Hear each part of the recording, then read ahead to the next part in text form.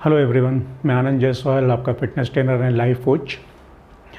आज एक again anti ageing का जो हमारा सबसे बेसिक फंडा था कि ऑक्सीजन हमारे बॉडी में किस तरीके से कितना इम्पॉर्टेंट है। सबसे इम्पॉर्टेंट ऑक्सीजन ही है। अगर ऑक्सीजन हमें 2 मिनट के लिए नहीं मिले तो हमारा डेथ हो सकता है।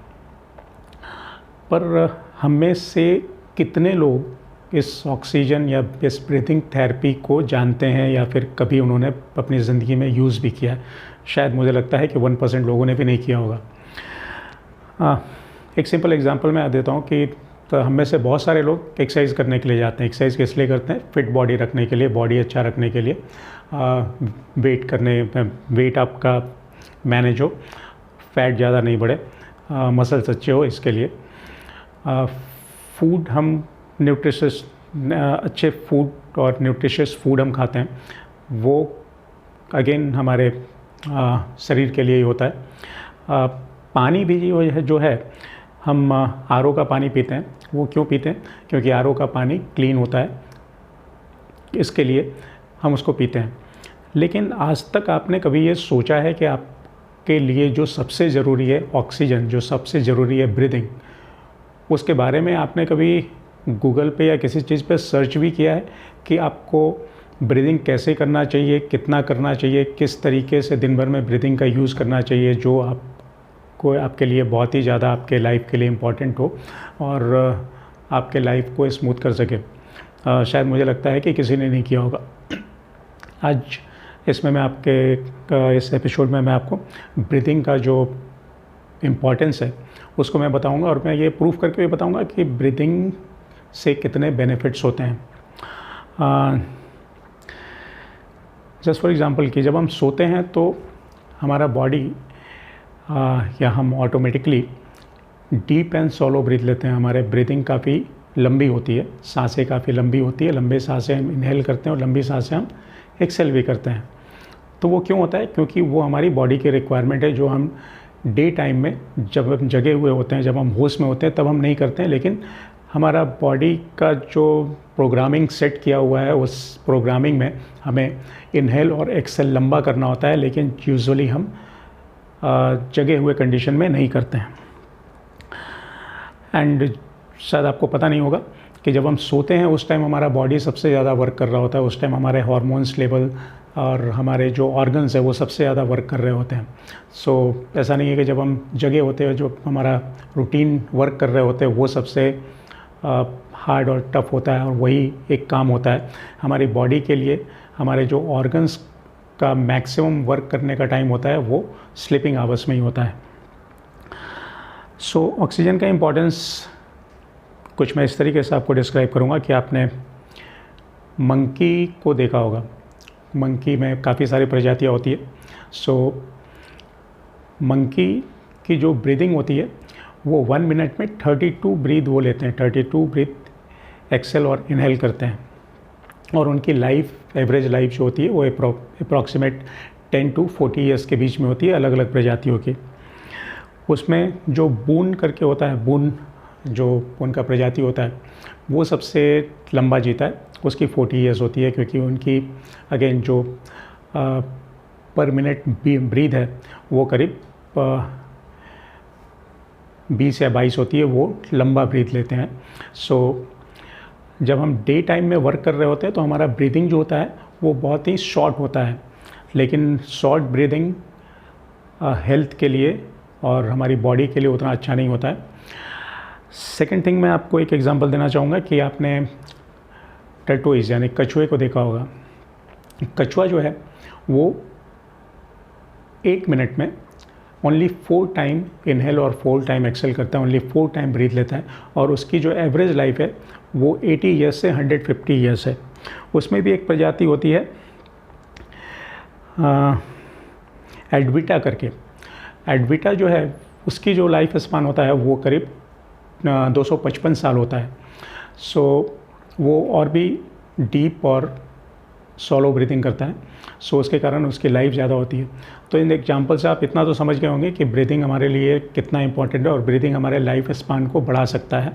एंड ये सिर्फ मैं नहीं कर रहा हूँ, ये हमारे योग शास्त्र में भी बोला गया है कि जो प्राणायाम होता है, प्राणायाम का नाम ही इसके लिए दिया गया है कि प्राण को आयाम देना। प्राण को आयाम देना यानी कि प्राण यानी कि वायु, और आयाम मतलब कि टेका देना उसको, कि आप जितने ज़्यादा अपने इनहेल और एक्सेल को एक्सटेंड करेंगे और लॉन्ग ब्रीथ लेंगे, उतना लाइफ एक्सपान आपका बढ़ेगा।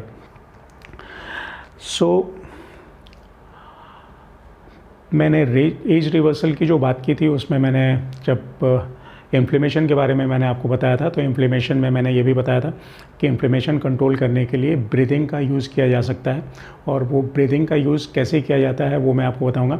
आज मैं आपको 2 तरह की ब्रीदिंग बताऊंगा।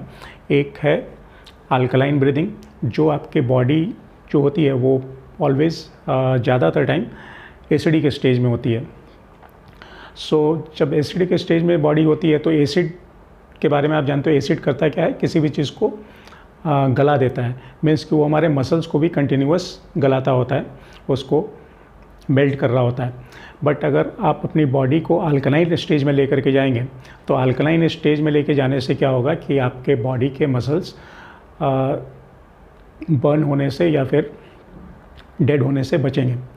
साथ ही अल्कलाइन स्टेज में जब जितने भी पेन्स होते हैं, जो नी पेन या जॉइंट पेन, वो एसिड के कारण ही होते हैं। तो जब आपका बॉडी अल्कलाइन स्टेज में जाएगा तो नेचुरली है कि ये पेन भी बहुत हद तक कंट्रोल होते हैं। अभी अल्कलाइन ब्रीदिंग की कैसे जाती है, तो अल्कलाइन ब्रीदिंग करने के लिए जब आप अपने नोस्ट्रल या माउथ किसी भी सोर्स का सहारा ले सकते हैं। मैं यूजुअली माउथ से ही करता हूँ, सो मैं आपको माउथ से करके बताऊँगा कि अल्कलाइन ब्रीदिंग कैसे की जाती है। लाइक आपको लंबा और डीप इनहेल करना है, और वो इनहेल चेस्ट तक नहीं होनी चाहिए, आपके स्टमक तक आनी चाहिए। जब आप इनहेल करेंगे तो आपका स्टमक फूलेगा, जब आप एक्सेल करेंगे तो आपका स्टमक अंदर जाएगा, और ये काफ़ी लंबा ब्रीथ होना चाहिए, जितना ज़्यादा आप इनहेल कर सकते हैं। और जब एक्सेल करें तो एक्सेल करते टाइम 20% ऑक्सीजन आप अंदर ही रहने दें, यानी कि लाइक अगर इनहेल करते हुए हम 1 2 3 4 5 6 काउंट तक करते हैं, तो एक्सेल करते टाइम 1 2 3 4 5 काउंट तक ही एक्सेल करेंगे। ठीक है, तो हम शुरुआत करते हैं। मैं आपको 5 टाइम करके बताऊंगा।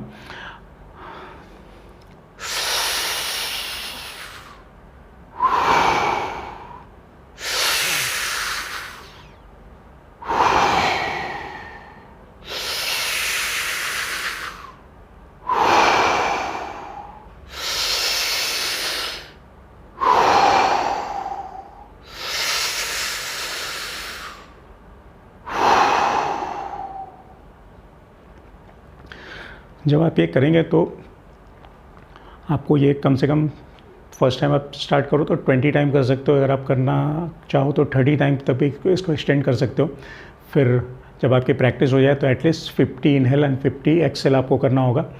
एंड जब आप ये करेंगे तो हो सकता है कि आप मेडिटेशन के स्टेज में भी पहुंच जाते हैं कुछ लोग, अगर आप लेट करके कर रहे हैं तो। पर इसको कभी भी कार में या किसी बंद जगह में ना करें, किसी खुली जगह में और फ्रेश एयर जहाँ पे आ रहा हो वैसी जगह पे करेंगे। आप अपने रूम में भी कर सकते हो, अगर आपके खिड़की दरवाजे खोल देते हो तो आपके रूम में भी कर सकते हो जहाँ से कि फ्रेश एयर आता हो। एक और भी चीज़ इस ब्रीथिंग करने के दौरान होती है कि आपका फेस, और अगर आप माउथ से कर रहे हो तो ओठ वगैरह में थोड़ी बर्निंग सेंसेशन होती है, तो वो बहुत ही नॉर्मल है, वो हो सकता है। फिर जिन लोगों को लो बीपी का इशू रहता है, उनको थोड़ा प्रिकॉशंस के साथ करना है। उनको बीपी चेक करते रहना होता है कि इससे बीपी कंट्रोल होता है। इसके लिए ब्लड प्रेशर थोड़ा इसमें डाउन आ जाता है कई बार। ब्लड प्रेशर के जिनको कि खासकर लो ब्लड प्रेशर की इश्यूज़ है वो थोड़ा ध्यान से करेंगे। अभी सेकेंड ब्रीदिंग है वो है square breathing. Square breathing basically उस इफ़ेक्ट के लिए भी है कि जिससे आप सॉलो और डीप ब्रीदिंग करेंगे, और दूसरा कि स्क्वायर ब्रीदिंग करने से आप काफ़ी हद तक मेडिटेट हो जाते हैं और काफ़ी काम एयर कूल फ्रेश करते हैं। जब कभी भी आप स्ट्रेस में हो तो आप स्क्वायर ब्रीदिंग का यूज़ कर सकते हैं। स्क्वायर ब्रीदिंग में करना क्या होता है कि लाइक जस्ट हम एग्जांपल लेंगे कि 4 काउंट तक हमको ब्रीद इन करना है, 4 काउंट तक ब्रीद आउट करना है। तो जब हम ब्रीद इन करते हैं तो 1 2 3 4 ब्रीद इन करते हैं, फिर 1 2 3 4 होल्ड रखना है, फिर 1 2 3 4 ब्रीद आउट करना है, फिर 1 2 3 4 होल्ड रखना है, अगेन 1 2 3 4 ब्रीद इन करना है, अगेन 1 2 3 4 ब्रीद आउट करना है, अगेन 1 2 3 4 होल्ड करना है, अगेन 1 2 3 4 आपको एक्सेल करना है। सो बेसिकली कि breathe in, hold, breathe out, hold, breathe in, hold, breathe out, hold. Breathe in breathe out सबके बाद आपको उतने ही सेकंड के लिए या उतने ही काउंट के लिए होल्ड करना है। तो हम स्टार्ट करेंगे, मैं इसको 3 टाइम करके बताऊंगा और मैं इसमें काउंट करूंगा 1 2 3 4 1 2 3 4 1 2 3 4, ठीक है। सो पहले ब्रीद इन करेंगे, ये भी मैं क्या माउथ से ही करूँगा।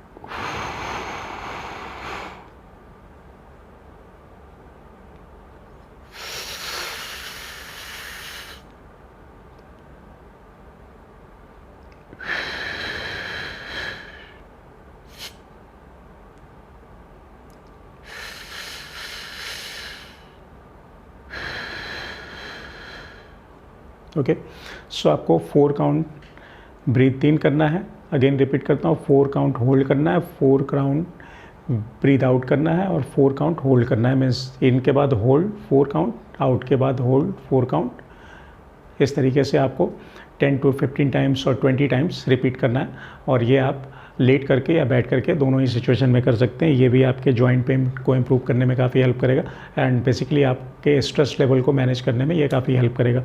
सो ये 2 ब्रीदिंग सिस्टम आप कर सकते हैं। और ऑक्सीजन का इम्पॉर्टेंस कितना है आपकी लाइफ में, आपके लाइफ स्पान बढ़ाने में, आप जितने ज़्यादा डीप इनहेल और एक्सेल करेंगे, एटलीस्ट आप पूरे दिन भर हर एक काम में तो नहीं कर सकते, लेकिन सुबह शाम 10-10 मिनट का टाइम निकाल करके अगर आप करेंगे तो इससे बहुत बेनिफिट होगा। और अल्कलाइन ब्रीदिंग करने से आपको स्लीप भी, अगर आप 1-2 महीने तक करेंगे तो आपको फील होगा कि आपको स्लीप भी बहुत अच्छी तरीके से आता है, तो ये स्लीपिंग के लिए भी बहुत अच्छा होता है।